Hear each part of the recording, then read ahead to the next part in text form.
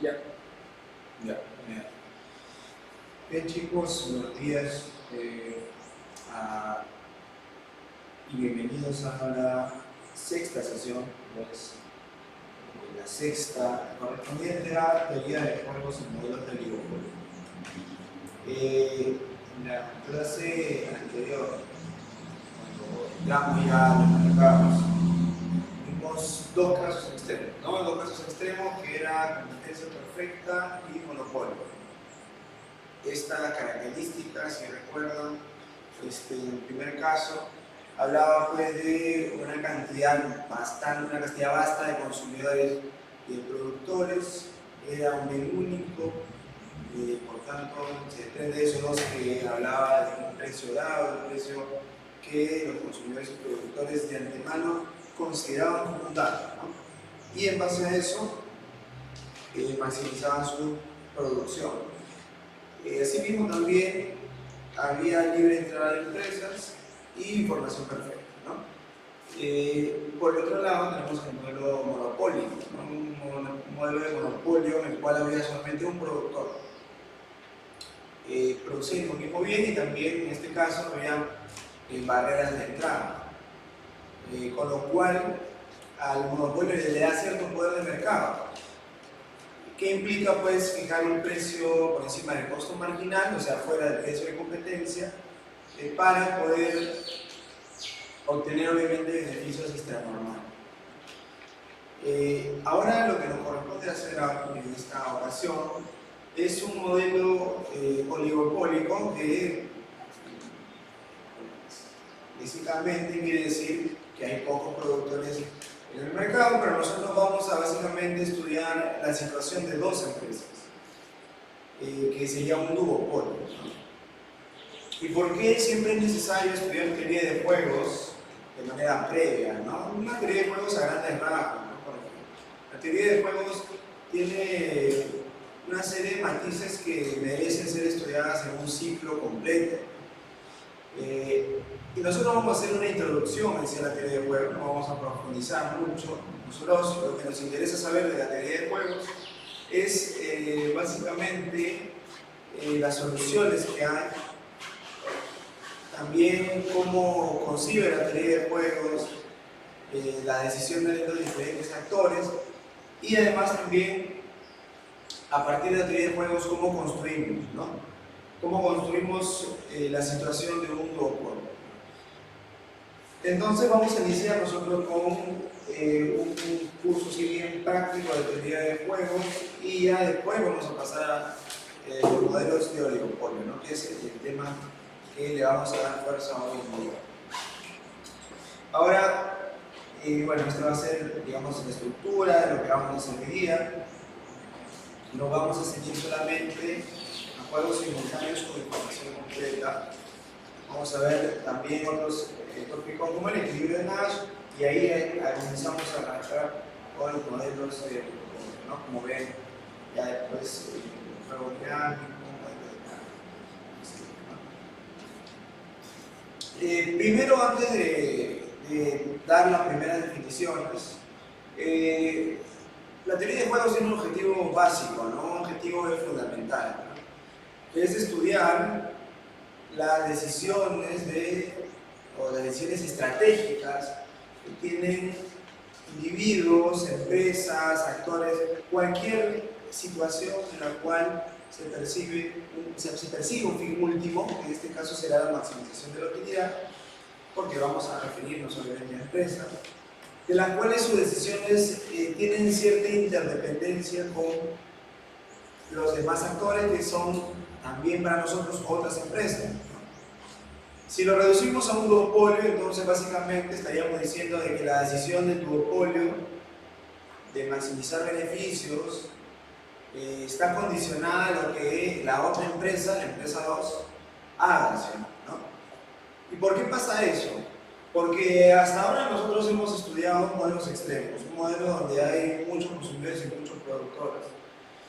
La decisión de los productores en competencia perfecta no tendría mucho sentido porque estamos hablando de un precio dado, no hay poder de mercado, el precio como dato te impide que puedas tú tener, digamos, cierta injerencia en las decisiones de producción, porque al final el precio sigue siendo el mismo, la cantidad en la que tú defines, ¿no? En base a la regla de maximización de beneficios.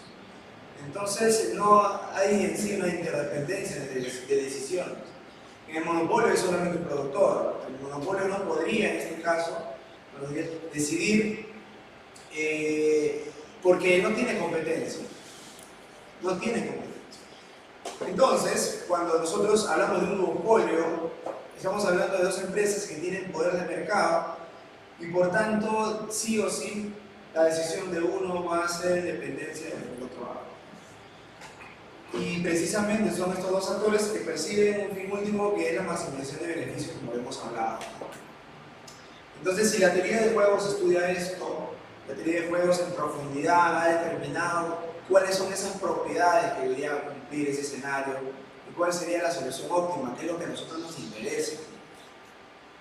En ese contexto, ¿cuál es la solución óptima? Entonces, hay varios tipos de juegos: juegos cooperativos y juegos no cooperativos. Los juegos cooperativos son juegos en donde los jugadores, que son los actores que persiguen un fin último, tendrán sus decisiones de producción, tendrán ciertas estrategias, que son acciones que van encaminadas a cumplir ese objetivo en particular.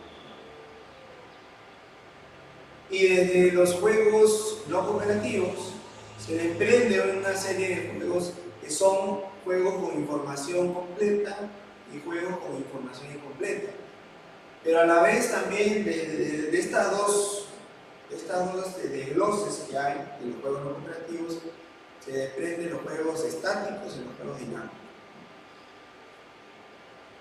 Y en este caso, nosotros vamos a ver de toda esa clasificación solo los juegos simultáneos con información incompleta y los juegos dinámicos con información completa.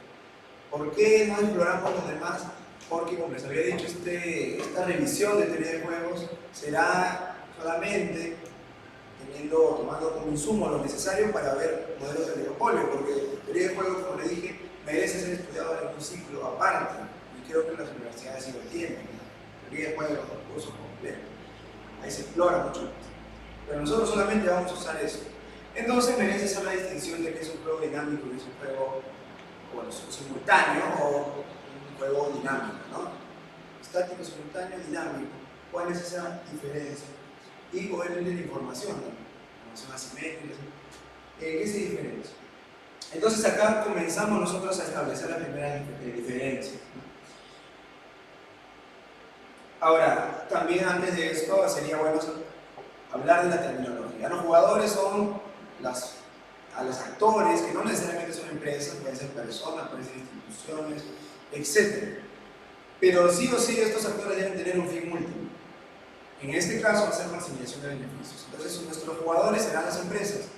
La utilidad será la recompensa que reciben los jugadores cuando escogen sus determinadas o diferentes tipos de estrategia, dado que el otro también tiene una estrategia determinada con ese fin último, ¿no? Entonces, la utilidad será entendida como también lo hemos visto en teoría del consumidor. Es una recompensa, es un bienestar adicional, es algo que le va a reportar una satisfacción. En este caso, a la empresa, la satisfacción sería la ganancia. Y las estrategias, que vamos a hablar bastante de eso, son acciones particulares. Solo eso. Ahora sí. Ahora, comenzamos con esta definición, ¿no? De juego simultáneo y juego dinámico. Entonces, tenemos el primer punto. Nos dice que son juegos simultáneos o estáticos también, porque cada jugador elige sin saber qué han hecho los demás jugadores.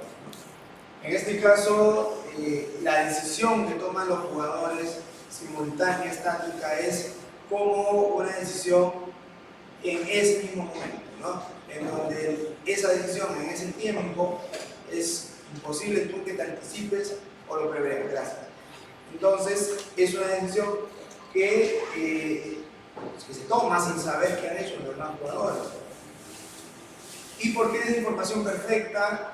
porque los jugadores conocen las estrategias o acciones disponibles para cada jugador y las ganancias o pagos resultantes de cada combinación de acciones, y además todos saben que todos saben. Y esto último es importantísimo, ¿no? Esto de acá de además todos saben que todos saben es lo que se conoce como información de dominio público, ¿no? Si el jugador 1 sabe justamente toda esa gama de estrategias o acciones que tú vas a realizar en ese juego, el jugador 2 también sabrá todas tus estrategias y acciones que tú vas a hacer en ese juego. Entonces, bueno, hablando ya de N jugadores, todos los jugadores tienen pleno conocimiento o dominio público de la información. Y vamos a ver que este supuesto es mayor monto para poder definir ya los primeros resultados de un juego simultáneo con información. Entonces, estas son las dos definiciones básicas que tenemos de juegos simultáneos con información completa. Sigamos. Entonces ya vamos a ir formalizando un poco la representación de este juego. Vamos a asumir que hay N jugadores, en este caso es representado con la letra N mayúscula, y vamos a hablar de un conjunto de estrategias que va a corresponder a un jugador, ¿no? Un jugador va a tener obviamente un conjunto de acciones que va a realizar a fines de poder maximizar la utilidad. Y esta maximización de utilidad, esta conducta que el jugador persigue para maximizar la utilidad, lo hace un jugador racional. Entonces, cada vez que nosotros hablemos de jugadores racionales, hablaremos de jugadores que persiguen este fin último. Entonces, de igual manera, como estudiamos en teoría del consumidor, la función de utilidad, la función que se asigna a cada combinación posible de estrategias, en el conjunto de combinaciones de estrategias, ¿no? Es un conjunto mucho más amplio. Pero cada estrategia, cada acción, reporta una utilidad. Esa utilidad es la que nosotros habíamos llamado como pago o recompensa, que es parte de la representación del juego. Y por último lo podemos denotar de la siguiente manera, ¿no? Nosotros podemos hablar de un juego de forma estratégica señalando al jugador sus estrategias y las utilidades que le reportan todas esas estrategias posibles. Cada acción posible le dará cierta utilidad a este jugador por haber jugado tal acción. Ahora, nosotros sabemos hasta aquí cómo representar un juego, sabemos la terminología, sabemos cuáles son los supuestos detrás, pero al final, ¿cuáles son esas estrategias que van a ser convenientes para un jugador? Entonces aquí hablamos de un criterio que nosotros vamos a utilizar para poder decir que una estrategia es mejor que la otra, ¿no? Y para eso vamos a hacer un ejemplo en la pizarra. Antes de eso vamos a ver primero el concepto, ¿no? Entonces nosotros vamos a llamar estrategia fuertemente dominante a aquellas estrategias que proporcionan los mejores resultados a un jugador. Esto quiere decir la mejor utilidad, independientemente de las estrategias tomadas por el resto de los jugadores. Profesor, pero estamos hablando de, y usted me comentó inicialmente que la teoría de juego se basa en decisiones que dependen, ¿no?, de la decisión de otro individuo. ¿Por qué acá se toma una decisión independiente de lo que el resto de jugadores pueden tomar? Lo que sucede es que este es un primer criterio que define una estrategia racional, ¿no? Y ya, bueno, sí se basa en que una estrategia que es dominante respecto a otra, para un jugador siempre va a ser la mejor. O sea, sería irracional que un jugador elija una estrategia dominante. ¿Y cómo se define o cómo yo encuentro una estrategia dominante? En este caso pasa por, primero, de todo mi conjunto de estrategias, la estrategia en este caso, ese es su I, y le hemos puesto una D mayúscula ahí para señalar la dominancia, es obviamente o le reporta mayor utilidad. respecto a un conjunto de estrategias en las cuales SI' sería obviamente la estrategia que te reporta una cantidad de utilidad menor, ¿no? En pocas palabras, la dominancia de una estrategia radica en la capacidad de dar mayor utilidad menor, ¿no? Y obviamente esto es una conducta ya casi obvia, ¿no? Un jugador nunca va a preferir una estrategia que le reporte menos utilidad que otras. ¿Y cómo vamos a representar esto? Vamos a nosotros ya comenzar a dar idea de cómo es la representación de estos juegos. Vamos a un ratito poner esto.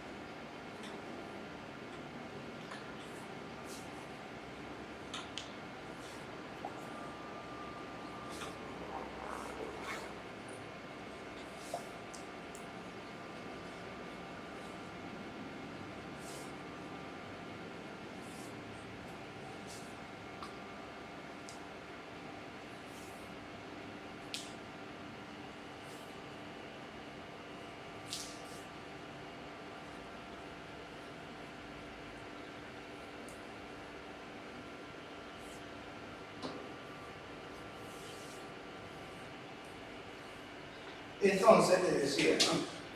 En este gráfico vamos a aprovechar de distinguir dos tipos de juegos. Hay dos formas de representarlo.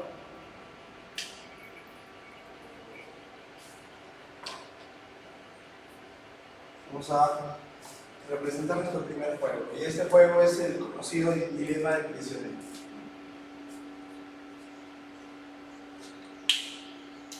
Vamos a ilustrar el juego. Vamos a poner, este va a ser nuestro ejemplo 1. Y nosotros vamos a, primero tenemos, consiste en hacer una matriz, ¿no? Una matriz, en este caso sería una matriz cuadrada, en donde vamos a poner aquí al jugador 1, que va a estar representado como J1. Vamos a tener dos posibles estrategias para el jugador 1. En este caso serán para el jugador 1, y no sé si de repente ya han escuchado la historia que viene el prisionero, pero consiste en dos presos, ¿no? En los cuales se les somete a un interrogatorio. Y para establecerles la pena, ellos tienen dos acciones posibles, que es callar y confesar. El tema es de que a cada uno lo han aislado. El preso 1 es el interrogado en una sala distinta a la del preso 2.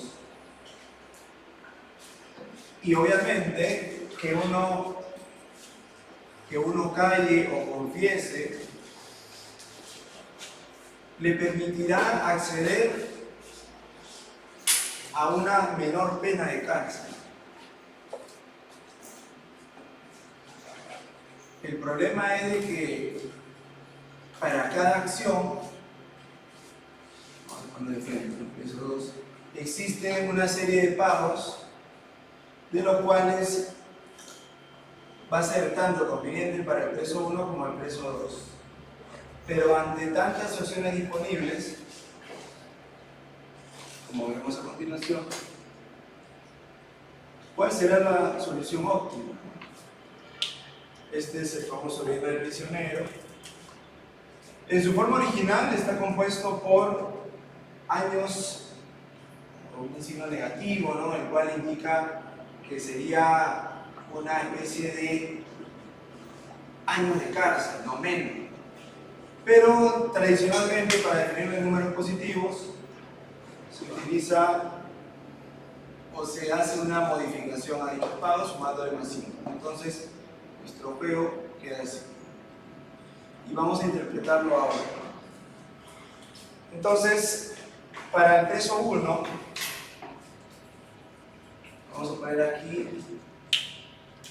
estrategias, acciones, estrategias para el preso 1. Obviamente el preso 1 tiene solamente dos acciones posibles, ¿no? Callar o confesar. Ahora, si el preso 1 calla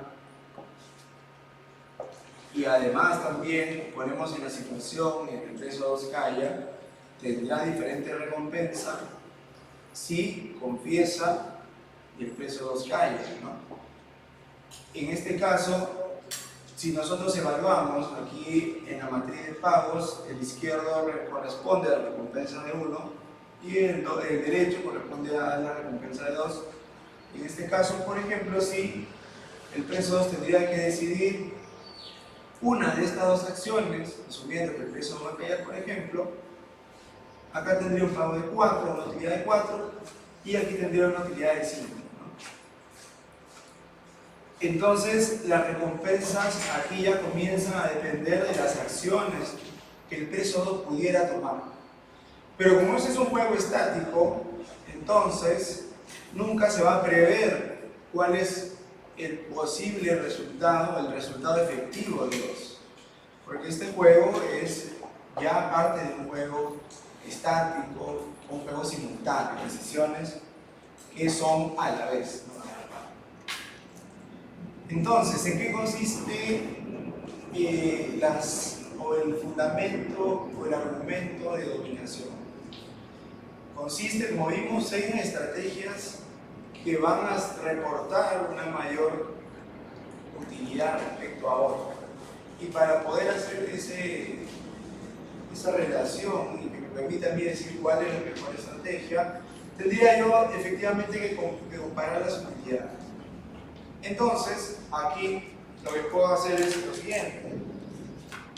¿Cuál sería la utilidad para el jugador 1, que es el preso 1, de jugar, callar y que el jugador 2 elija callar, ¿no? ¿Cuál sería el resultado en su utilidad si hay este conjunto de estrategias disponibles, ¿no? Entonces aquí obviamente sería 4, ¿no? 4 sería mi utilidad si yo elijo callar y el preso 2 también elige callar.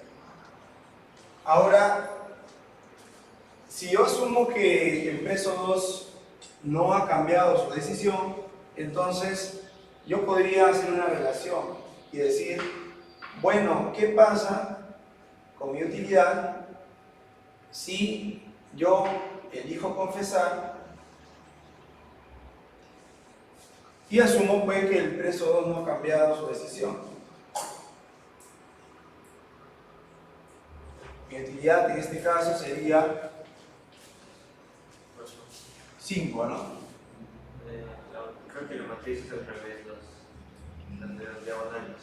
El 0,5 creo que va abajo y el 5 se va arriba. ¿Acá?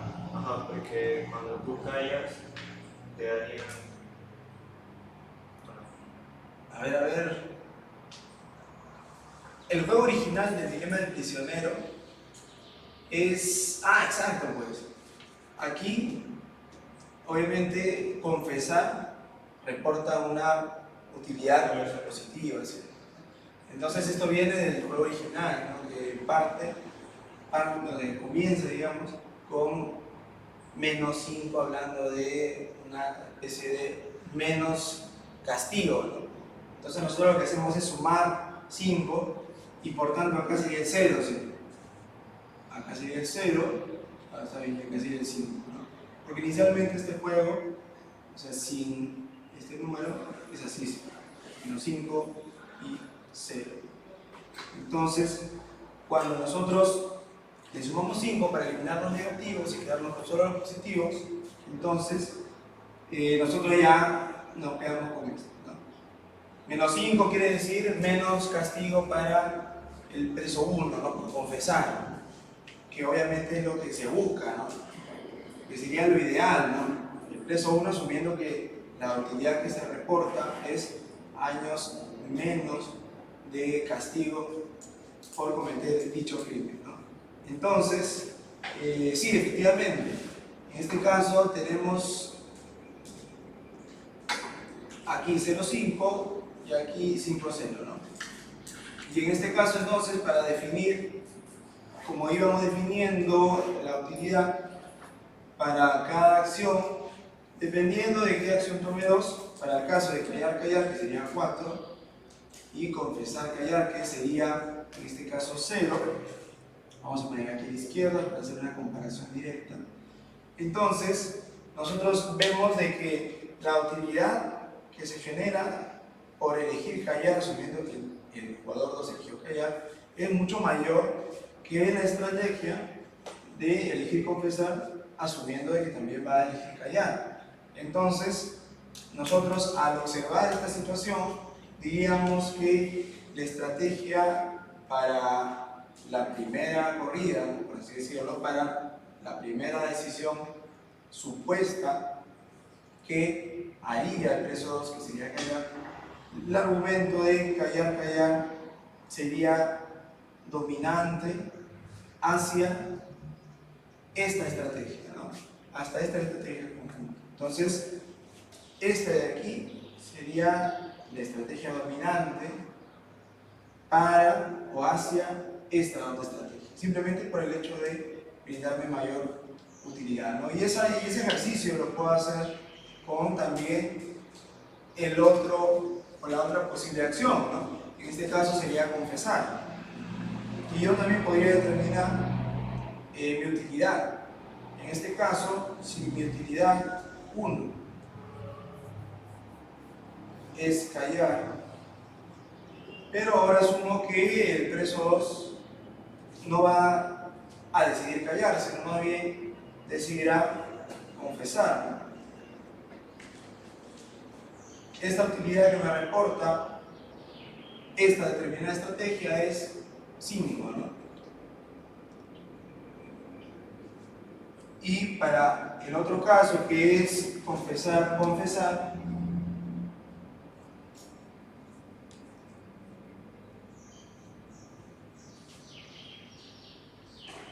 la estrategia confesar me reportaría para el jugador 1, para el preso 1, una utilidad de 1.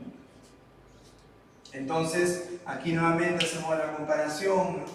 En el cual vería que si hay una mayor utilidad respecto a la estrategia de confesar, entonces esta de aquí sería dominante hacia otra, ¿no? Entonces, serían estrategias dominantes y esta sería la dominante. Y para ese caso, entonces, podría para cada tipo de matriz comenzar a poder establecer diversas relaciones de dominancia. Sin embargo, aquí todavía no llego a establecer cuál sería la decisión conjunta óptima, ¿no? Básicamente es establecer relaciones de dominancia entre otras estrategias para poder saber cuál es esa estrategia que el jugador nunca tomaría, ¿no? Y obviamente la estrategia dominante es aquella que va a tener justamente una mayor o estrategias dominantes, ¿no? Básicamente. Y en este caso, si todos los jugadores van a elegir estrategias dominantes, se esperaría que el resultado sea estrategias dominantes. Sin embargo, hay un concepto que difiere respecto a esto, ¿no? Porque hay un equilibrio que se habla en donde, si bien los presos, al establecer sus decisiones que son dominantes respecto a otra, no necesariamente se podría llegar a un equilibrio, ¿no? Este análisis que se hizo posteriormente, que es el equilibrio de Nash, es un equilibrio en sí razonable, un equilibrio que predeciría cuáles son esas conductas óptimas que me llevarían a coger aquel resultado en donde ninguno de los dos tendría incentivo para poder cambiar de decisión. Ahora, el equilibrio de Nash no quiere decir que son resultados que más favorecen a cada uno de ellos, sino que el equilibrio de Nash es un conjunto de resultados, como vemos ahora, de los cuales van a ser, si bien no beneficiosos de manera individual, sí de manera conjunta, ¿no? A ambos jugadores se les va a dar una solución que de manera conjunta es preferible a aquellas que no lo serían de manera interdependiente o independiente, mejor dicho, como por ejemplo los casos que ahora estamos viendo de estrategias dominadas, ¿no? Entonces su definición ya más formal respecto a cómo, qué quiere decir el equilibrio de Nash, vamos a aprender para luego las diapositivas. Ahí está.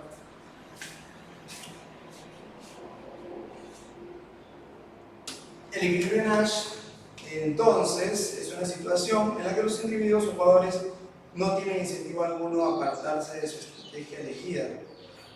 Y lo más importante de este párrafo es tomando en cuenta la estrategia elegida por sus oponentes, ¿no? Es una estrategia que tanto para el jugador 1 como para el jugador 2 no representaría incentivos para sacrificar o cambiar de decisión. Y en este caso, la representación formal de esto es bueno, una combinación de estrategia y jugadores, y a la vez también se establece una relación de utilidades, pero en función de todo lo que los demás hagan, ¿no? Vamos a hacer un ejemplo para verlo.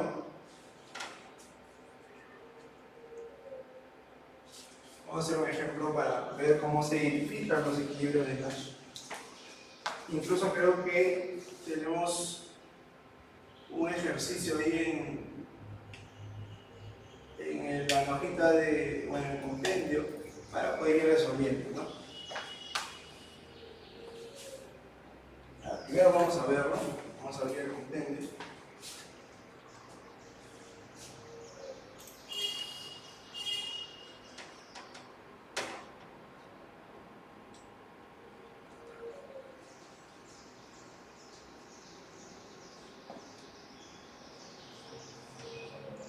Vamos a trabajar con estas matrices, estas dos. Este es el mismo juego del prisionero.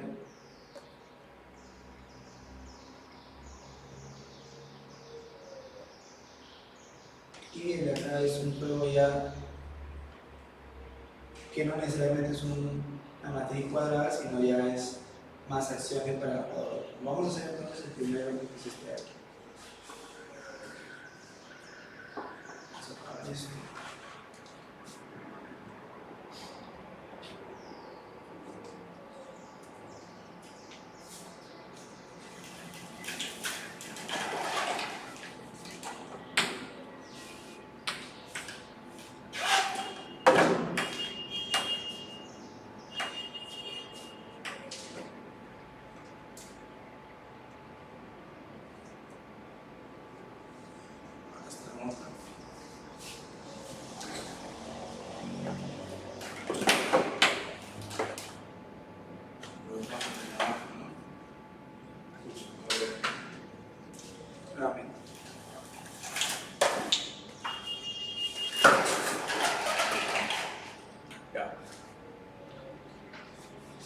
Entonces, borramos esto.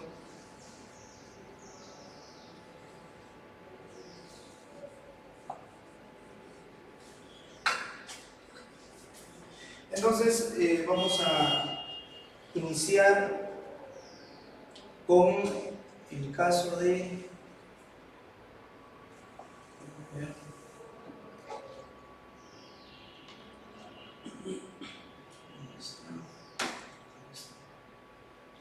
Tenemos dos matrices. No te piden por... Ahora sí, equilibrio Nash.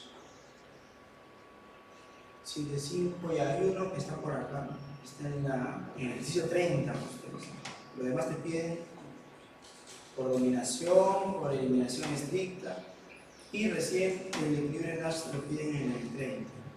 Entonces, vamos a hacer este de aquí, que consiste en bajo, alto, nada más.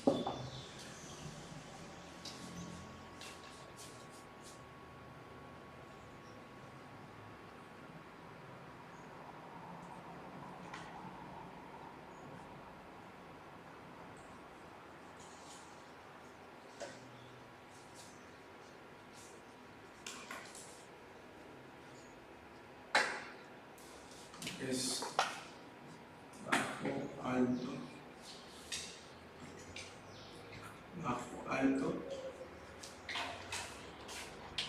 Tiene una recompensa de 7.5 para 1 y para 2,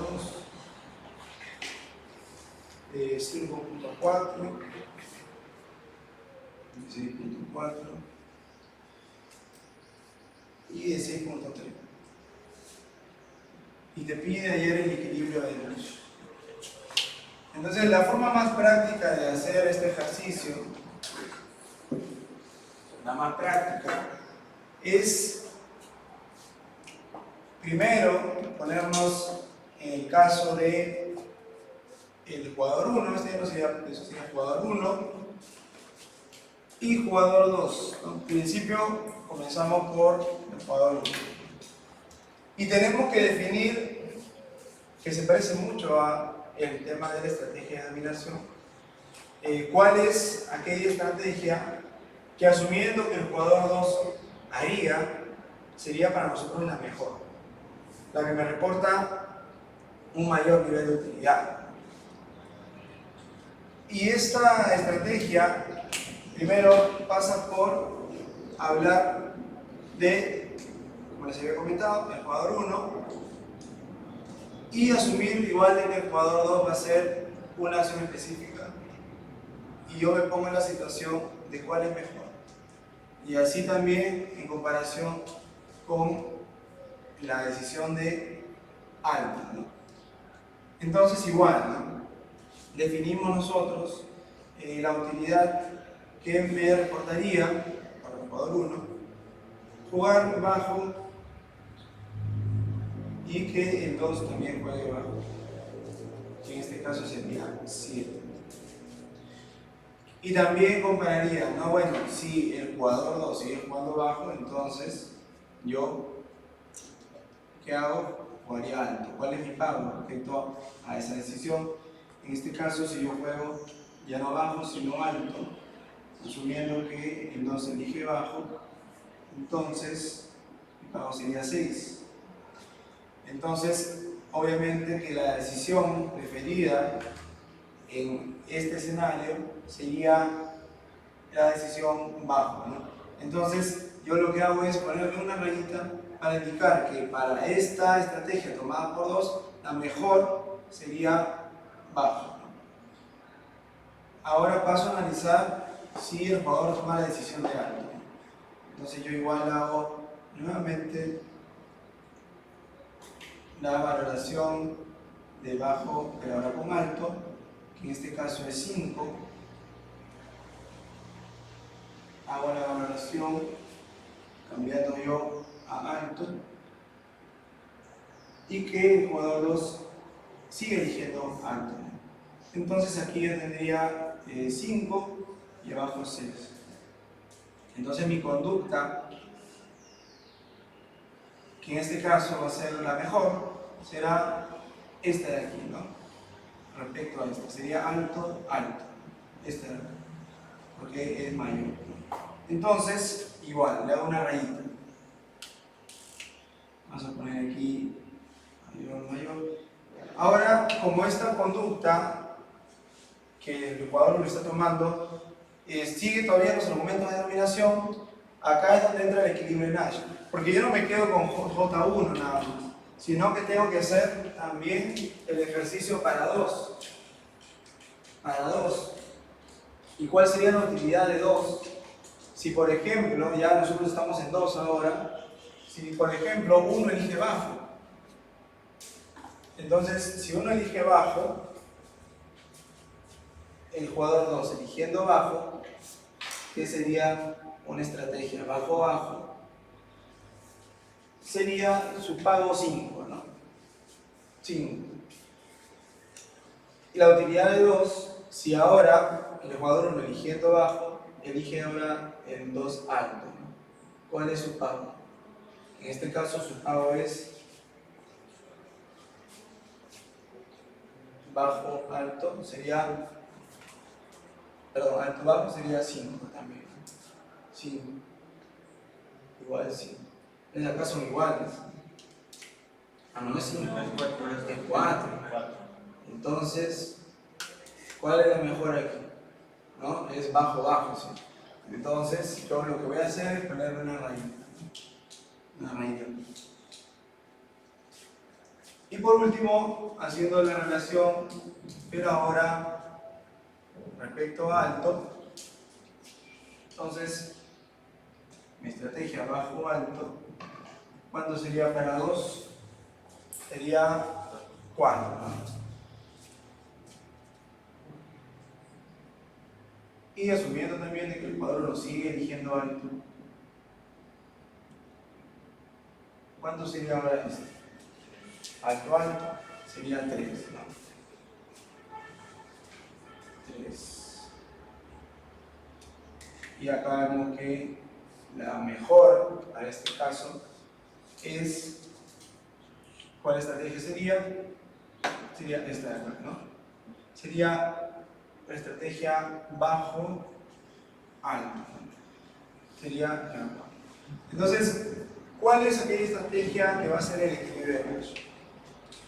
Como se dan cuenta, aquí el ejercicio, a diferencia de las estrategias de dominación, me conlleva a buscar el mejor resultado para ambos.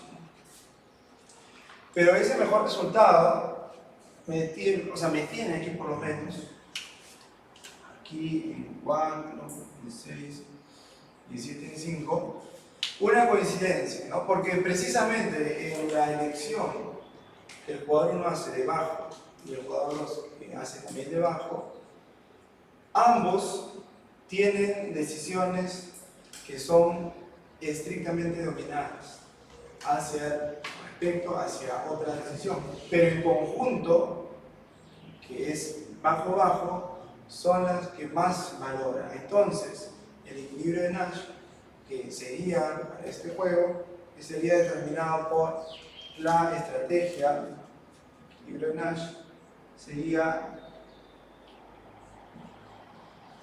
a veces le piden estrategia de frente, bajo-bajo, o si no, le ponen unos pagos, sería 7-5. En este caso sería esta estrategia con los respectivos pagos. Y como ven, ambos tienen estrategias que van a ser siempre preferidas a la demás. Se dice además también que el conjunto elegido, que es el equilibrio de Nash, se asemeja mucho al concepto de eficiencia en el sentido de Pareto, ¿no? Porque ninguno de ellos tendría incentivo a desviarse, ¿no? Si alguno se desvía, otro se perjudica, ¿no? Ambos tienen que lograr ese equilibrio, ¿no? Y por tanto, la forma más rápida de hacerlo es, incluso ya esto no va a ser necesario que hagan, ¿no? Básicamente es hacer la comparación mental y poner las rayitas, ¿no? En donde la rayita designada a cierto número va a ser la preferida respecto a otra. Cuando encuentres desde que hay en un cuadrito 2 rayitas, ese será tu equilibrio de Nash. Ahora, el tema es de que puede haber varios equilibrios de Nash. No necesariamente existe un cuadro en donde haya un único equilibrio de Nash, ¿no? Pueden haber varios. Pero se convive con varios resultados posibles. No es que tengamos que descartar o siempre haya uno, sino que en realidad para nosotros el equilibrio de Nash no es un valor único, ¿no? Sino que esa decisión óptima de las estrategias diferentes de esos individuos podría conllevar a diferentes equilibrios de Nash. Y pues si le preguntan en el examen, ¿no? Ahí dirán también, ¿no? Hay más de un equilibrio de Nash. No se van a cerrar en uno, ¿no? Si los hay, los hay. Les van a dar esa alternativa. Pero acá hemos encontrado que hay uno solo, en este caso sería la estrategia bajo-bajo. Y este mismo método lo tienen que hacer para todos los ejercicios, porque normalmente las preguntas son relacionadas al equilibrio de curso. Sin embargo, hubo una pregunta trampa hace unos años, que a muchas personas como que les trajo problemas, ¿no? Y justamente lo traje para que podamos hacer el ejercicio. Voy a coger ese cuadrito para ahí mismo nada más hacerlo.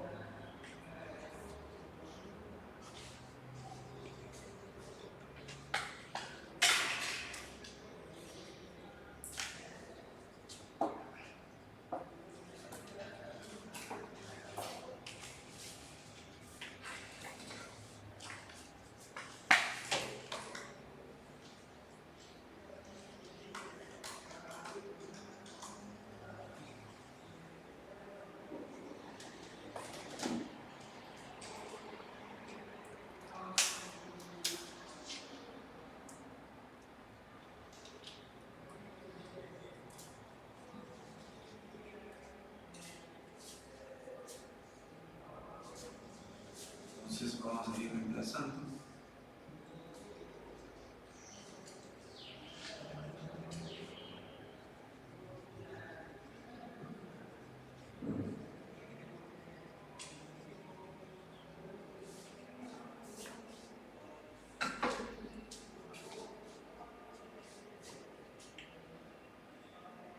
Entonces los pagos eran, bueno, eran abreviados y D, y los pagos eran 0,2, 20, 40, 40, 100 y 8, 0.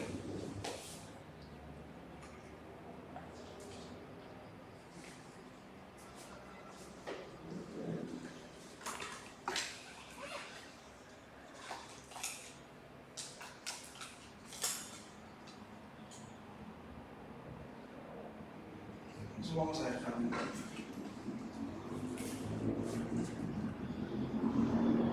Y el ejercicio te decía cuáles son las estrategias en principio dominantes.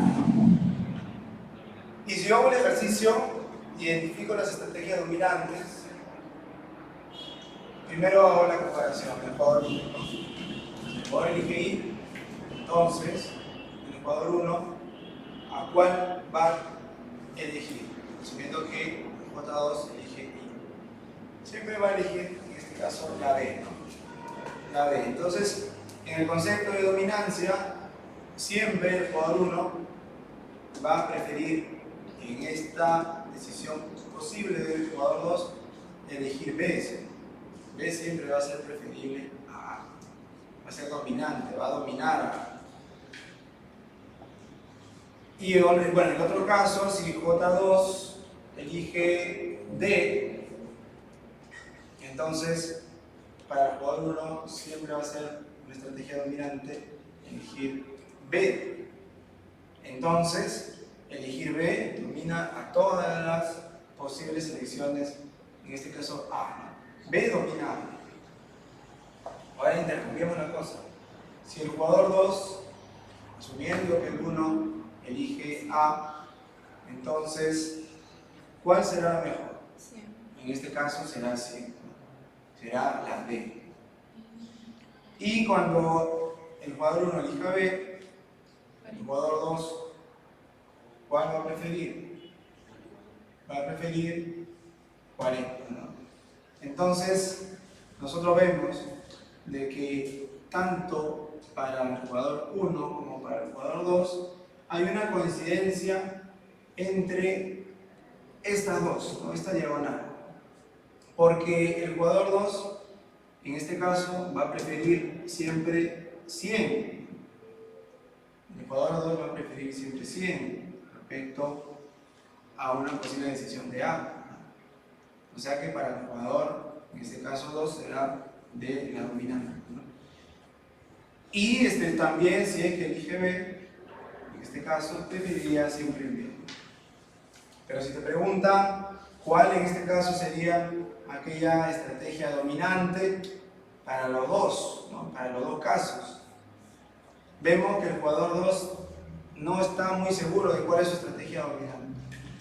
Porque por un lado tiene una dominancia en D respecto a I,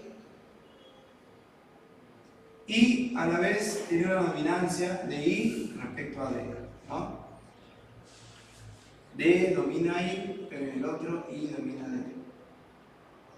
Y el jugador 1 siempre va a elegir B. Entonces, ¿cuál es la regla para resolver esto? Y el concepto que entró, digamos, a tallar acá era el tema de dominio público. Por eso ese concepto es importante.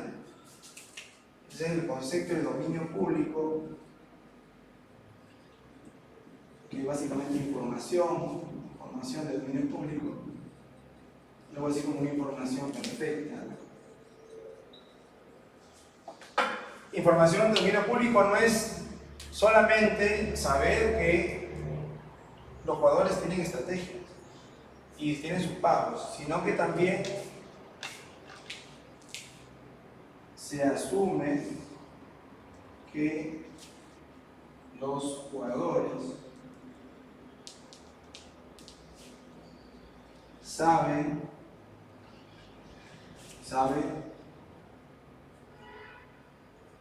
la racionalidad del individuo, ¿no? Porque eso es clave, ¿no? O sea, yo puedo saber tu estrategia y tu pago, tu posibilidad de estrategias y pagos, ¿no? Pero una cosa es que yo sepa eso y que yo sepa que eres racional. Y que eres racional, habíamos dicho, de que ser racional es aquella conducta que persigue maximizar beneficios, ¿no? ¿Y eso qué significa? Que va a ser una conducta que va a elegir el mejor pago. Entonces, ustedes piensan de que por racionalidad el jugador 1 va a atreverse a tener 4 pagos, un beneficio de 4 respecto a 20.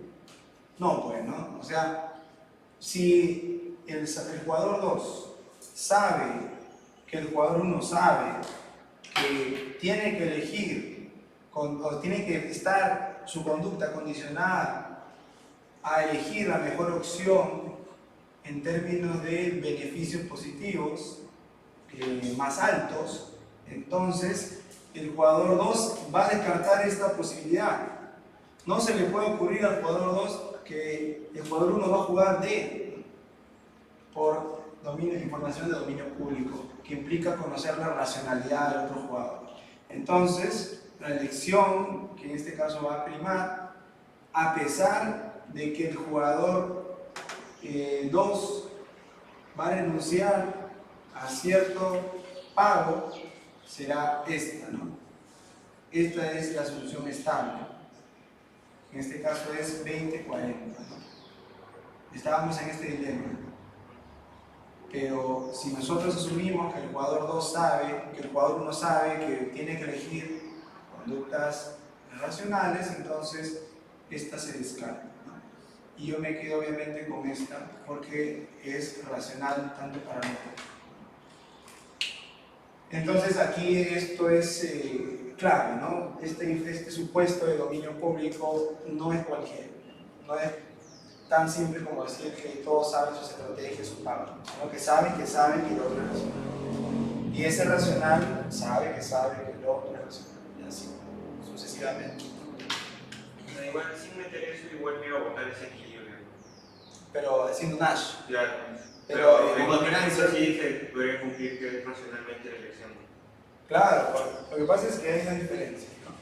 El término dominancia, que es interdependiente de lo que tú hagas, o sea, independiente de lo que tú hagas, para mí la dominante va a ser una estrategia, ¿no? Entonces comienzo a eliminar, ¿no? Ya si mi estrategia es dominante hacia esta, por ejemplo, el jugador 1 descartó Asia, pero no consideró lo que el otro probablemente piense o racionalmente elige. Entonces, jugador 1, su dominante es B, y se acabó. Y el jugador 2 tiene sus también forma de encontrar, en este caso, la dominancia, pero en este caso su dominancia no queda clara, asumiendo que es independiente.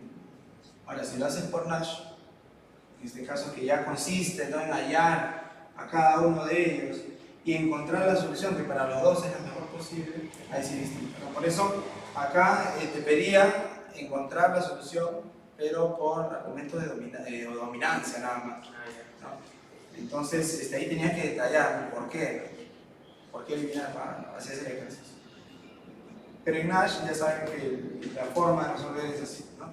Y siempre va a ser de manera esquemática, eligiendo aquel resultado en donde para los dos es el preferible, ¿no? Y de esta manera se resuelve porque en realidad no es difícil. Entonces, bueno, ya habiendo visto esto, acá vamos a hacerlo más al toque, además, ya un poco más grande, y pasamos al videocall. Pero ya lo vamos a hacer sin escribir mucho, vamos a hacerlo así mentalmente, ¿no? O sea, vamos a... Esto no es necesario que orden. Listo, ahora sí lo voy a ampliar.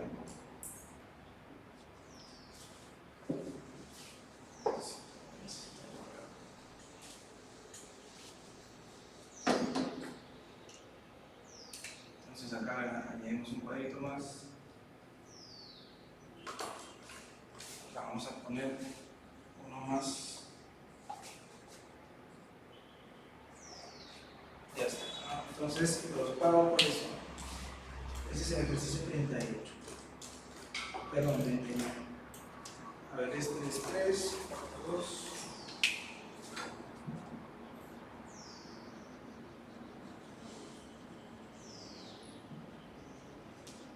Este sí va a ser por equilibrio de Nash.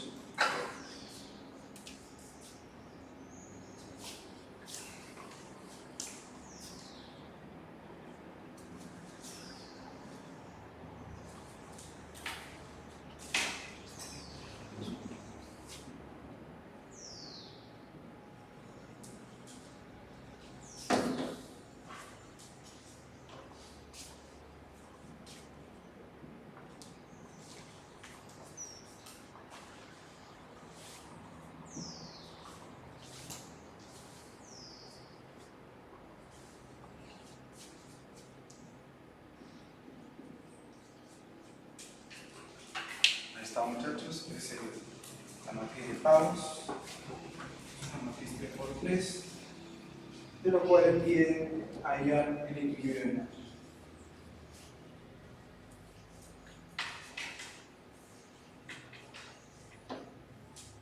Entonces, comenzamos. No vamos a escribir nada, así simplemente vamos a ir rayando, haciendo una rayita ahí abajo del número. Comenzamos con el jugador 1. El jugador 1 se va a poner en esta situación. Si el jugador 2 juega I, ¿cuál entonces será aquella estrategia la cual es conveniente para mí, la que tenga mayor utilidad? Y la que tiene mayor utilidad en este caso es 3, ¿no?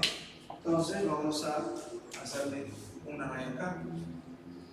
Luego, si el jugador 2 ahora elige D, ¿cuál será la mejor estrategia que yo voy a elegir? En este caso sería 4, ¿no? Y por último, si el jugador 2 elige E, ¿cuál será la mejor estrategia? Esta de aquí, ¿no? Porque me reporta una utilidad de 4, que es mayor que 1 y que es mayor que 0. Ahora cambiamos. ¿Cuál es la mejor estrategia para 2? Asumiendo que J1 va a elegir A, ¿no? Entonces, ¿cuál sería eso? En este caso sería esta de acá, ¿no? 3 es mayor que 2 y mayor que 1. Asumiendo que el jugador 1 ahora elige B, ¿cuál sería la mejor estrategia? Sería 5, ¿no? Sería esta. Y por último, si J1 elige C, ¿cuál será la mejor estrategia? Sería D. Entonces, claramente, el equilibrio de Nash se produce en donde la estrategia A para el jugador 1 y la estrategia I para el jugador 1, que sería en este caso esta. Y bueno, esta de aquí ya cumple con las condiciones en sentido de Pareto, porque ninguno tiene incentivos para cambiar, en este caso, de decisión, ya que perjudicaría al otro. Entonces, de esa manera encontramos el equilibrio de Nash aquí. De manera rápida, no sin hacer, digamos, el detalle, ¿no? Esto normalmente es rápido. Repito que podría haber una matriz, no se asusten si hay una matriz que sale más de un equilibrio de Nash, podría ser. Eso pasa mucho en los juegos de suma cero. Pero si salen muchos equilibrios de Nash, es porque así es. No es porque deberías eliminar, puede salir. Y si sale, tiene que marcar todo. Si salen más de uno, serían todas las que... Si serían, claro, si serían, por ejemplo, normalmente te dice ya, hay más de un equilibrio de Nash, ¿no? O a veces te dicen todas las anteriores, pero normalmente te dicen que hay más de un equilibrio de Nash. Siempre te dicen eso. Pero bien difícil, ¿no? Bien difícil que te manden esos ejercicios. Normalmente sí te mandan ya para poder calcular. Hay algunos que te mandan con variables, pero al final es el mismo argumento, definir cuál es la mayor utilidad. Entonces, bueno, esa es la forma de encontrar el equilibrio de Nash en estos juegos que son básicamente de elección simultánea, ¿no? ¿Y por qué vemos primero selección simultánea? Porque el modelo de oligopolio que vamos a ver a continuación es una situación en donde dos empresas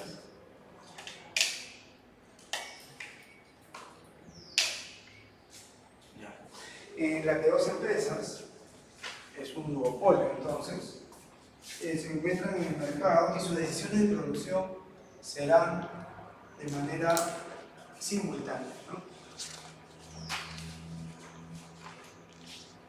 Y para poder nosotros iniciar con el modelo de oligopolio, vamos a empezar hablando del modelo de Cournot y de Berger, ¿no?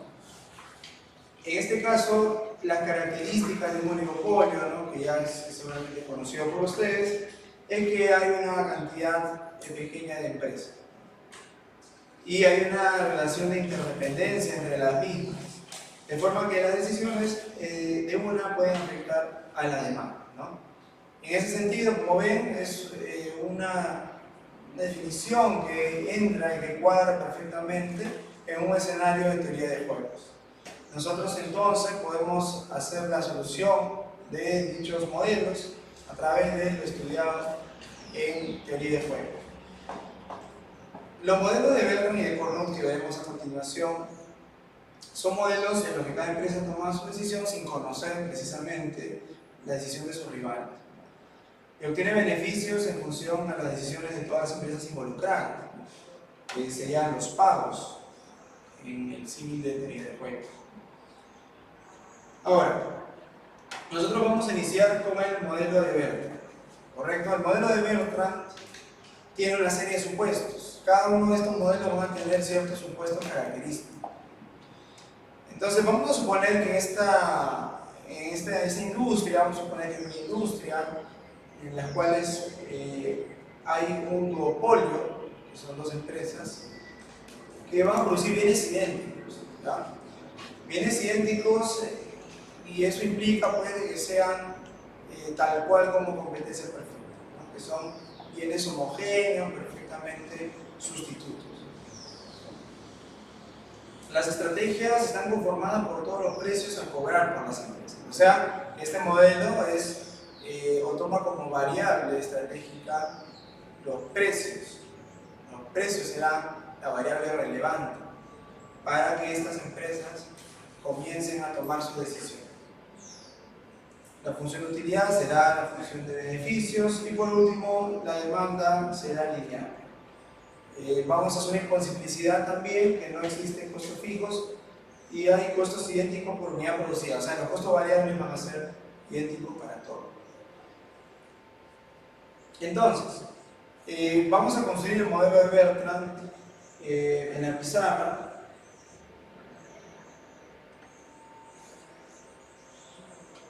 Antes de desarrollar esto,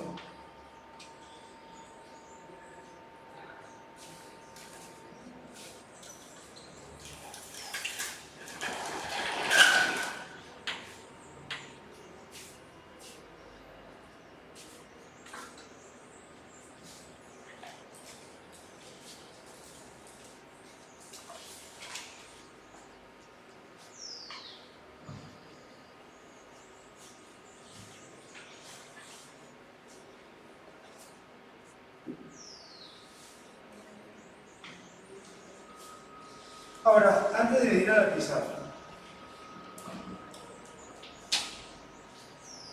la demanda de la empresa entonces, como la variable estratégica son los precios, o sea, la variable relevante en la cual las empresas van a ejercer sus decisiones serán los precios, eso implica de que va a haber una conocida como la competencia por precios acá, ¿no? Ya que si hablamos de la cantidad demandada de una empresa Y, estamos hablando de una respecto a la demanda, pero hablando de un duopolio, ¿no? La empresa 1 respecto a la otra va a tener una demanda dependiendo de diversos escenarios. En este caso, tenemos un escenario en donde su precio actual, el precio que está cobrando actualmente, es menor que el precio que cobra la competencia. Y si es así, habría en este caso una adquisición de toda la demanda del mercado. De acuerdo al mercado en completo. Y si cobran lo mismo, ambos se quedan con la mitad. Mientras que si pasa el caso contrario, si su precio es mayor respecto a la competencia, es cero. Ahorita lo vamos a ver gráficamente.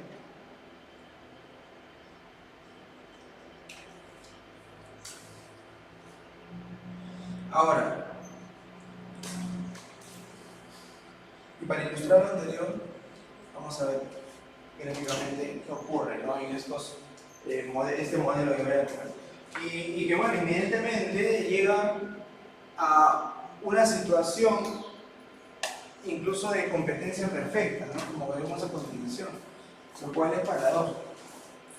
Y que precisamente después se llama la paradoja de Bernoulli. Entonces, esto se puede ver en un gráfico en el cual tenemos el precio I y el precio de J. Y acá tenemos la cantidad demandada. En este caso, la cantidad demandada, vamos a subir porque es la clásica cantidad demandada. Vamos a subir que es la total. Siempre para total le vamos a poner una K mayúscula. Y K mayúscula lo vendría a representar, es en este caso la demanda total, sí, la sumatoria, ¿no? Horizontal de todas las cantidades producidas y por tanto demandadas de las empresas que hay en el mercado.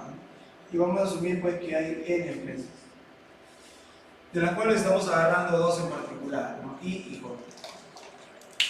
Entonces, les decía de que si hay costos, en este caso idénticos, y los costos variables también van a ser idénticos, en este caso los costos medios por tanto serían los mismos, no sería relevante entonces, o el costo marginal de cada uno de ellos sería constante, ¿no? El costo marginal sería, y vamos a ponerlo a un nivel, este de acá. Vamos a llamarle ese chiquito, seminúmero. Esto es porque lo habíamos dicho, los supuestos, acá, supuestos que costo fijo es igual a 0 y solamente existe un costo variable, el costo total está representado por, en este caso, un parámetro y la cantidad. La cantidad, en este caso producida, que va a depender obviamente de cada empresa.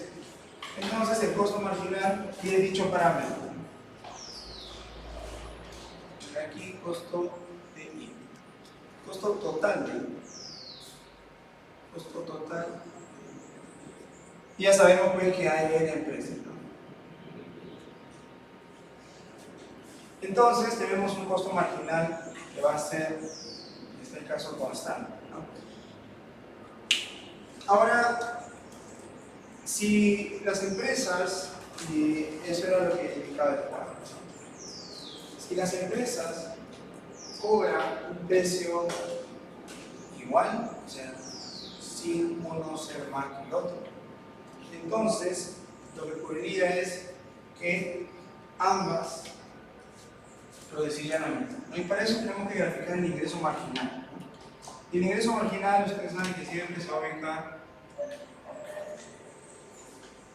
hacia abajo de la demanda. En este caso es ingreso marginal. ¿Sí? Entonces, ya saben pues que el equilibrio sucede aquí. Las empresas maximizan su beneficio cuando el ingreso marginal es igual al costo marginal. La cantidad producida, en este caso, supongamos que es U y J, y el precio, en este caso, que van a cobrar los dos, y vamos a asumir que son iguales, da este, ¿no? A este nivel. Y este K y J representa la mitad de la demanda, o sea, la mitad de la demanda total, que en este caso, asumiendo que son dos, representaría, si fuera 100, 50, 50. ¿No? 50 para ti, 50 para mí. Aquí está todo bien. El problema es cuando hay discrepancias en los precios, porque las empresas van a diferenciarse por precios. Esa es la variable estratégica, ¿no? Entonces, ¿qué pasa? ¿Qué pasaba? Y vamos a suponer que la que va a mover primero es la empresa I. ¿Qué pasa si la empresa I elige una estrategia que le permita reducir el precio, en este caso a este nivel, y que por tanto, si hace esa reducción de precio, va a haber una recompensa, ¿no? Pero esa recompensa, al haber bienes homogéneos, ¿qué será? Si yo bajo el precio, entonces, como son bienes idénticos, entonces toda la demanda me la quedo yo, ¿no? Y ahí va a haber un resultado, ¿no? Un resultado diferente. Pero el jugador J, que es la otra empresa, no se va a quedar tranquilo y va a decir, bueno, te quedaste con toda la demanda, entonces yo me quedo en cero, ¿no? Porque aquí su resultado de PJ es cero. ¿Sí o no? Claramente son resultados que a J no le conviene. Entonces J lo que va a hacer es, tiene dos opciones, o igualarlo o bajar más. Si lo iguala, obtiene de ese mercado la división, ¿no? Pero si baja más, tiene todo. Entonces, si piensa de manera independiente, elegirá un precio enorme. Y si continúa este proceso, vamos a ver que los dos van a llegar al punto en donde el precio va a ser equivalente al costo marginal. No pueden bajar más, porque si bajan más, ya no tienen pérdida, no tendría sentido. Ya tendría pérdida, no podría bajar. Entonces, en este caso, al cobrar un precio equivalente al costo marginal, que es precio igual al costo marginal, la regla de maximización y competencia perfecta, no tendría o sería paradójico que un resultado que inicialmente parte con empresas con poder de mercado, como son estos dos duopolios, termine en una condición de competencia perfecta. Una condición en donde el precio cobrado es equivalente al costo adicional de producir esa unidad adicional de producto, ¿no? Entonces, a este resultado lo llamaron la paradoja de Weber. Paradoja de Weber. Porque me planificaba de que si las empresas, en busca de su propio beneficio, tenderán a un equilibrio, en este caso de competencia perfecta, a pesar del poder de mercado que puedan poseer en un momento inicial, como aquí, por ejemplo. Entonces, gradualmente, si se desataba una guerra de precios, iba a tender a generar una situación de competencia perfecta, ¿no? Lo cual era paradójico. Acá vemos cómo comienza la hoja y al final se detienen ahí. Ahora, obviamente esto depende de estos supuestos, ¿no? Si los costos son idénticos y por tanto el costo marginal es constante, por supuesto que va a tender a un resultado de competencia perfecta, ¿no? Pero, en este caso, resulta paradójico además que el resultado final sea un equilibrio de Nash. Este de aquí es un equilibrio de Nash, porque independientemente que los dos no ganen tanto como quisieran, porque podrían estratégicamente elegir lo que mejor les parezca, independientemente de lo que el otro jugador haga, el resultado conjunto será equilibrio en ambos. Ahora ustedes dirán, profesor, ¿pero por qué este no? Si aquí tienen ambos poderes de mercado y además también tienen un precio equivalente, ganan o están en este caso produciendo una cantidad que es la mitad de la cantidad total de mercado, o sea, de la producción total. Entonces, ¿por qué este y no este? Lo que pasa es de que este de aquí es un equilibrio estable.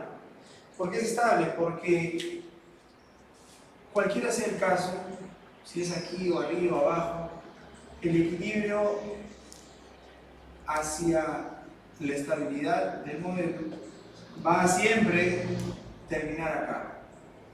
Porque siempre se asume de que los jugadores van a o tienen disponibles toda esta serie de estrategias de las cuales van a tender siempre a llegar a un precio equivalente a el de su oponente, el de su rival, pero que sea equivalente al costo marginal. Es un equilibrio estable.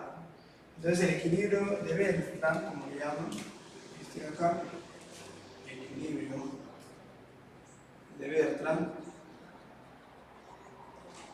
es estable, ¿no? Es estable, hay estabilidad.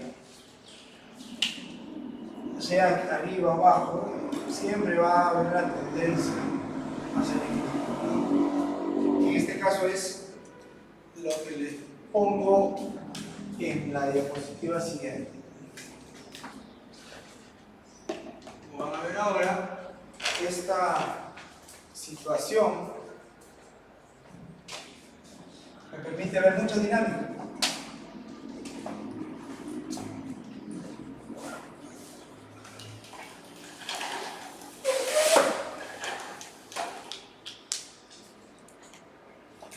Tengo la situación en donde los precios pueden discrepar, ¿no? En este caso aquí arriba, aquí abajo, en términos de costos. Pero como ven, ¿por qué justo el equilibrio de Nash sale cuando hay una igualdad absoluta entre estos tres parámetros? Es precisamente por la estabilidad, ¿no? Ninguno de estos cuatro logra una estabilidad en la decisión. El equilibrio de Nash debe necesariamente tender hacia un resultado que sea en conjunto el óptimo. Entonces, siempre, y aquí también se cumple la paradoja de Bertrand, existe equilibrio de Nash cuando estos tres parámetros se igualan, ¿no? Ahora, y esa vez vino un examen, te hablaban de la paradoja de Bertrand, pero no te decían cómo o qué significa la paradoja de Bertrand. Te decía en qué situación se supera la paradoja de Bertrand. O sea, en qué situación o qué contexto admitiría el no cumplimiento de la paradoja de Bertrand. Y había una alternativa que era, ¿no? Y eran las restricciones en capacidad. Aquí nosotros, cuando hacemos el ejercicio y dejamos que llegue a la estabilidad, el equilibrio, cuando las empresas comienzan a bajar precios, eso implica que tienen que aumentar su cantidad producida, ¿sí? Eso implica que tienen que aumentar su cantidad producida. Pero ¿qué pasa si la empresa no tiene la capacidad productiva suficiente para poder abastecer esa demanda?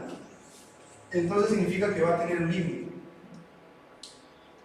Imagínate que para la empresa P sub I, al producir, en este caso una cantidad que va a ser a este nivel, tiene una capacidad limitada.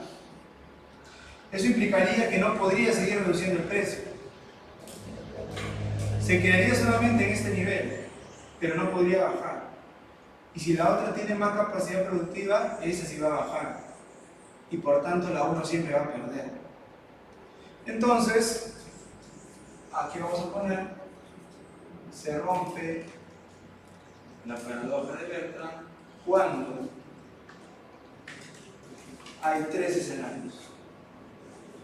Hay restricciones de capacidad,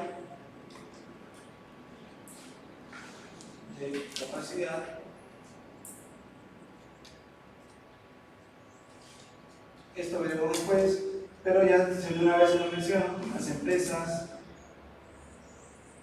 coluden, se ponen de acuerdo, ya está bien. Yo sé que si competimos en precios, vamos al final a cobrar un precio igual al costo marginal, pero mejor hacemos un acuerdo para que eso no ocurra. Ese es un juego cooperativo, ¿no? Este acuerdo que van a tener las dos empresas será no bajar el precio para evitar una paradoja de Bertrand. Si coluden, entonces no habría paradoja de Bertrand. Y por último, si los bienes son heterogéneos. Porque si fueran, bueno, como son homogéneos, pues la demanda hacia el bien es idéntico al otro. En este caso se espantaría, pues, porque un precio mayor, si hay un bien que es idéntico, entonces no tendría sentido que pague ni siquiera 2 soles más por él. Entonces la demanda automáticamente es cero. Y ese incentivo de que estoy perdiendo todo y bajando más que el otro, me quedo con todo, es el que conlleva a una situación de equilibrio de Bertrand, ¿no? La colusión es un tema aparte, es un tema un poquito más teórico, porque incluso las empresas cuando coluden existen una serie de problemáticas que pueden hacer que los tratos se rompan. Pero esto se ve más en un curso de organización industrial. Acá conviene mirarlo como un trato, ¿no? Un acuerdo entre las empresas en definir ciertos precios y cantidades de producción, en aras obviamente de obtener la mayor recompensa posible entre ambas, ¿no? Ese es un tipo de juego, ¿no? El juego cooperativo. Entonces, eso básicamente es lo de Bertrand. Ahora vamos a pasar al modelo de Coulomb.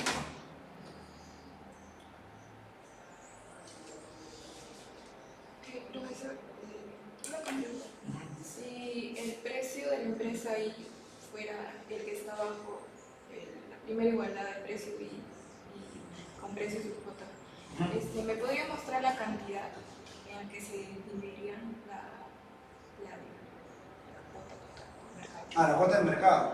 Siempre cuando hay una concordancia en el precio de mercado de ambas empresas, siempre la división, porque los costos son idénticos, van a ser equivalentes, ¿no? Si por ejemplo la empresa 1 hace el primer movimiento, porque aquí, en este caso, es la mitad del mercado, asumiendo que es solamente 2. Acá es la mitad. Tú te quedas con la mitad y yo me quedo con la mitad.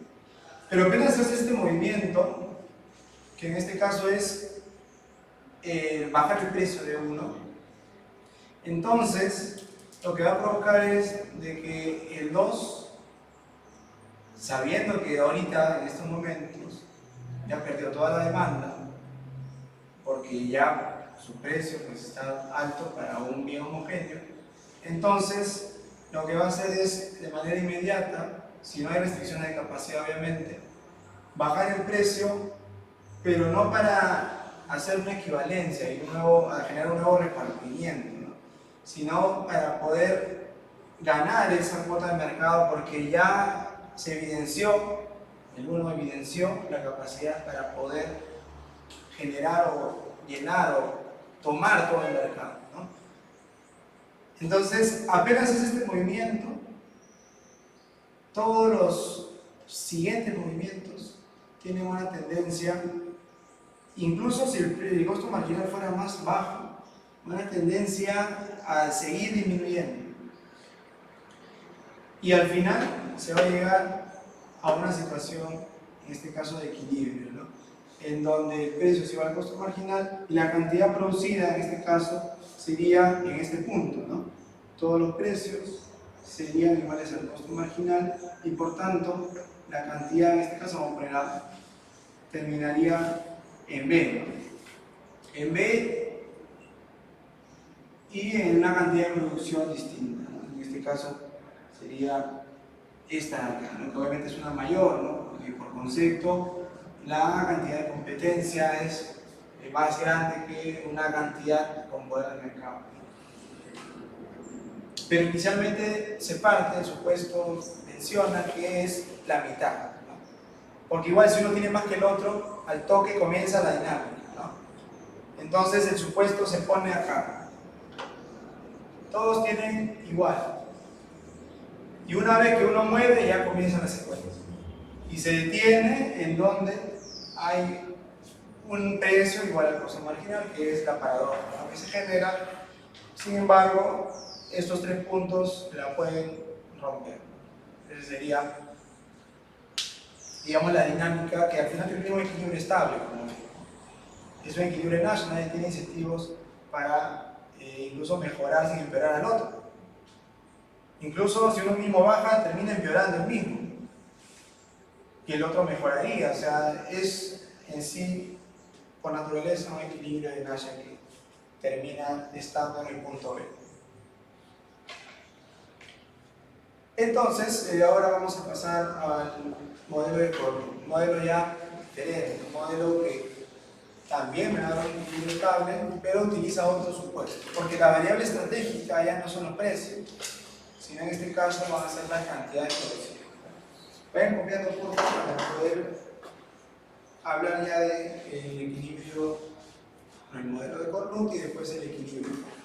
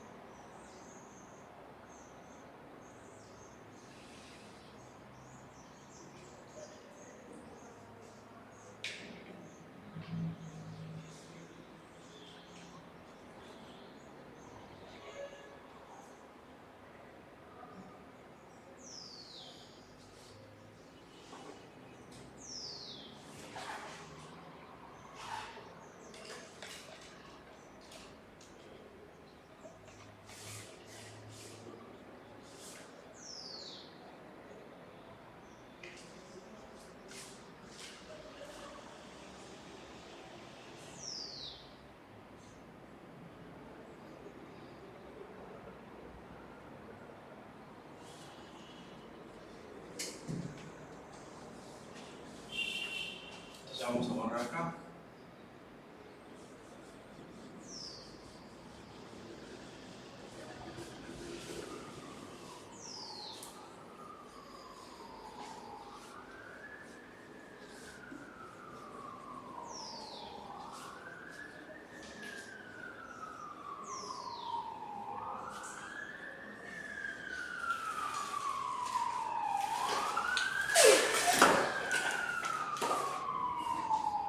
Entonces vayamos al equilibrio del Cournot. Bueno, antes en la diapositiva se muestra la paradoja de Bertrand, en el caso del duopolio, tal como comentamos, basta con que existan dos empresas para que la competencia la lleve a un estado de equilibrio de Nash en el que ambas empresas cobran un precio igual al costo marginal, ¿no? Que es el precio de competencia perfecta. Y ya describimos aquellas restricciones que tiene esta paradoja. Son tres básicamente. Ahora, en el modelo de Cournot también vamos a asumir que se producen productos idénticos, homogéneos.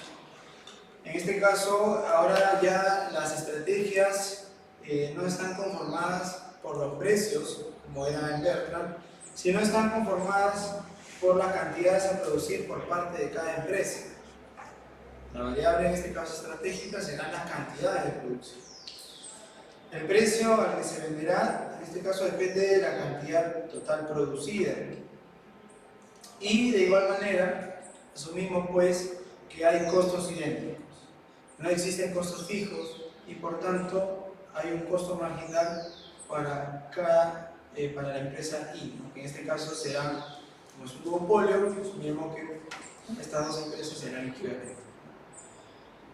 Ahora, en este caso la función de demanda inversa entonces será, en este caso usando los parámetros, si la cantidad menor a la razón o al ratio de estos dos parámetros será la demanda del mercado y cero si no. Eso ya lo vamos a ver con más detalle ahora. En este caso vamos a nosotros hacer el resultado de este modelo de manera más detallada, para poder ver cómo nace este modelo. Y vamos a asumir que igual hay una situación de duopolio.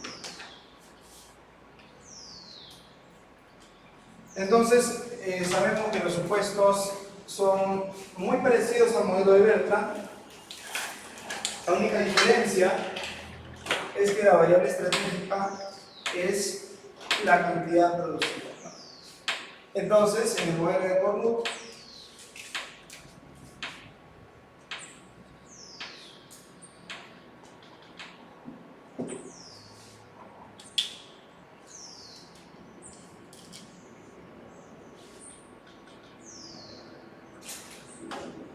tenemos entonces una demanda del mercado, cantidad total. La cantidad total siempre está compuesta por la sumatoria de todas las cantidades producidas por las empresas que tienen el oligopolio. Pero como son solamente dos empresas, entonces vamos a establecer que esta cantidad total está dada por la cantidad producida por la empresa 1 y la cantidad producida de la empresa 2. El costo marginal de ambas empresas será un costo marginal, porque los costos variables en este caso, o sea, la empresa solamente va a tener costos variables, no costos fijos nuevamente, costos fijos igual a 0, pero va a tener su propio costo marginal. Y para la 2, ¿no? Para tanto la 1 como la 2. Entonces, ¿cómo resolvemos o cómo encontramos la cantidad que va a maximizar el beneficio del oligopolio a lo Cournot, o de una empresa determinada?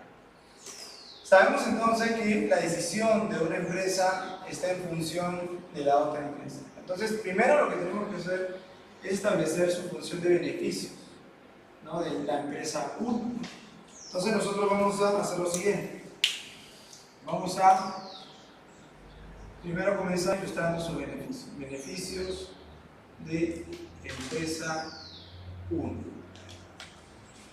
¿Cuáles son los beneficios de la empresa 1?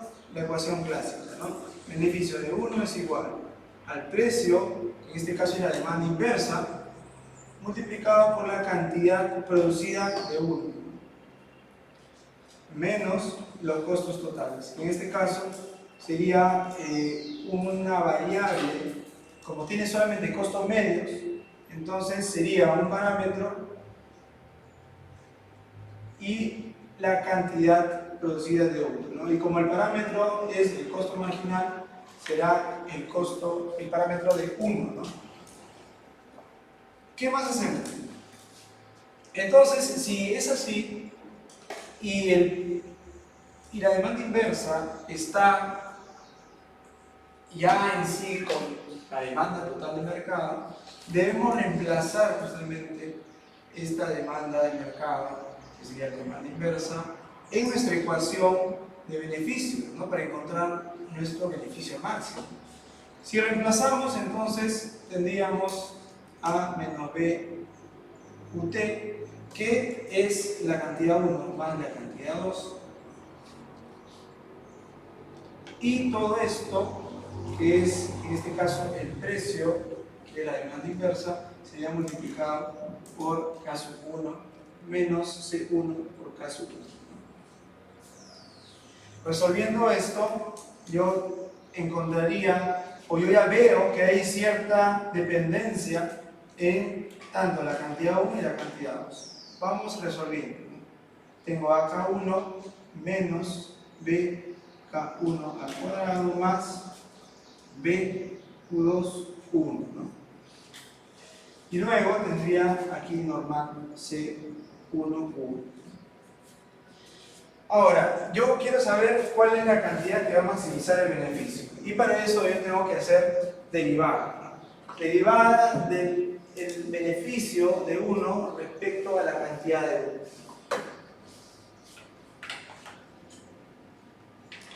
Está un poquito por acá. Ya. Entonces yo quiero hacer esto, les decía, ¿no? Vamos a hacer derivada del beneficio 1 respecto a la cantidad 1 igual a 0. Entonces quiero el máximo. Entonces comienzo a derivar, ¿no? Tengo que derivar todo esto.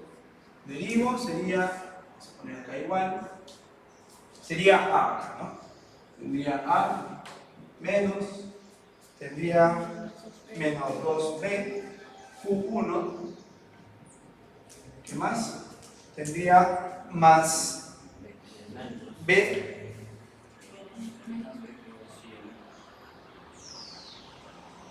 no acá. Pero aquí hay menos, pues, ¿no? Claro. Menos BQ1. Y ahí sería menos BQ2, ¿no? Menos BQ2. Y de ahí menos C1 solito. Menos C1 solito. Y todo es igual a 0. Ahora lo que tengo que hacer es, como yo quiero la cantidad producida de Q1, entonces yo despejo Q1 y lo mando hacia el otro lado. Y va a pasar con 2B, ¿no? Entonces, si yo lo paso hacia el otro lado, tendría 2B Q1 es igual a A menos B Q2 menos C1, ¿no? Y si yo me quedo con Q1 solito, ahora sí, entonces tendría lo siguiente, ¿no? Tendría Q2, voy a separar esto, voy a dejarlo a Q2 por el otro lado, acá tendría A menos C1 sobre 2B menos Q2 sobre 2, ¿no? A menos C1 sobre 2B menos Q2 sobre 2. Ahí me he volado B, ¿no? Para que no me moleste y yo ya manejo entonces esta ecuación que, como veo, mi cantidad producida, o sea la cantidad producida de la empresa 1 para que maximice beneficios estará en función de lo que Q2 produce, ¿no? Y ese Q2 la empresa 1 lo toma como constante. Ese Q2 es una decisión simultánea, ¿no? La empresa 1 lo toma como constante. Ahora, si hubiera identificado para Q1, también puedo hacerlo para Q2, ¿no? Entonces, yo podría tener en sí ya dos ecuaciones que me darían la cantidad producida tanto de Q1 como Q2. Ahora, esa es la cantidad producida, ¿no? Por cada producción de 2. Pero en este caso va a haber una cantidad que va a ser de equilibrio, ¿no? Una cantidad de la cual va a permitir un equilibrio estable. Antes de hacer eso, vamos a ver primero Q2, ¿no? Entonces, para Q2 hago lo mismo. Para Q2, primero identifico su beneficio de 2, haciendo el mismo ejercicio. Posteriormente también hago la derivada. Y ahí ya, con estas dos ecuaciones, me permito yo encontrar la relación de equilibrio, ¿no? Entonces, haciendo aquí la derivada de Q2, porque ya básicamente esto sería el mismo ejercicio, solamente de que Q2 se va a encontrar aquí y aquí, y con un costo obviamente de 2, ¿no? Entonces, si yo hago la derivada respecto a la ecuación resultante, que va a salir de multiplicar la demanda por Q2 y teniendo aquí C2 Q2, entonces, ¿qué obtendría? Vamos a revisar aquí.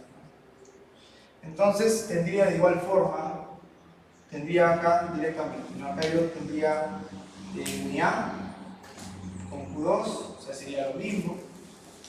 Vamos a poner acá. Incluso, para ponerlo ahí abajo nada más, como ya saben de dónde viene, entonces, Q2. Entonces, ¿qué cambiaría? Tendría el mismo A, tendría el mismo C1, pero ahora C2. Tendría el mismo 2B, porque aquí hago el mismo trabajo, ¿no? Lo bajo, ¿no? Pero tendría obviamente Q1, ¿no?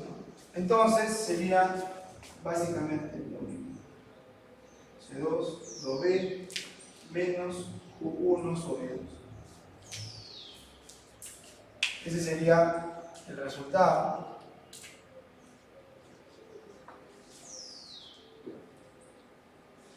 Y ahora estas dos soluciones tienen un nombre.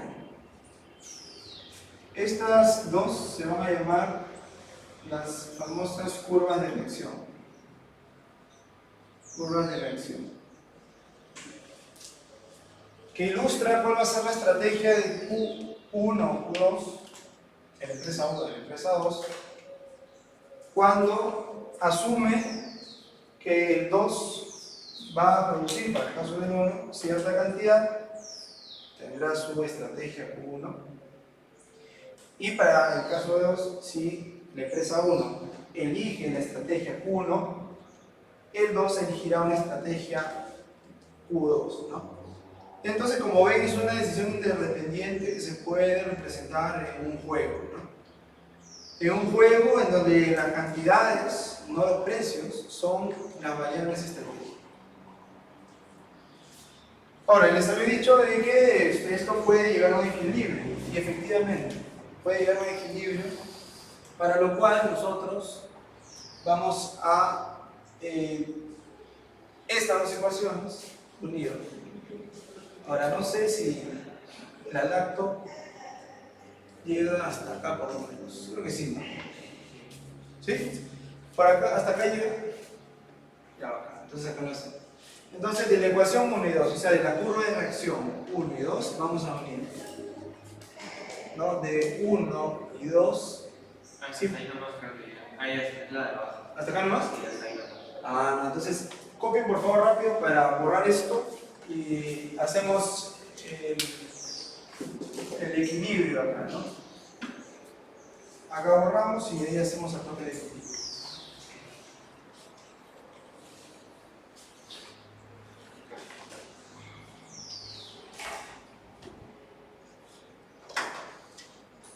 Chicos, 11 y 2, pueden salir a su break.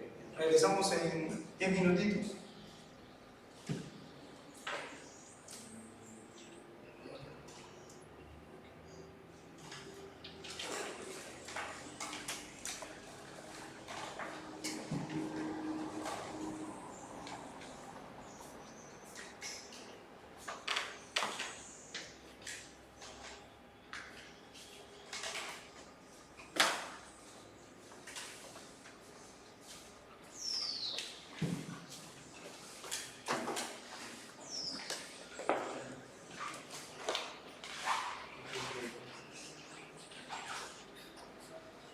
¿Ahí hiciste ayer? Sí. ¿La copió? Te paso mi celular. ¿La copió? Te paso mi tarde.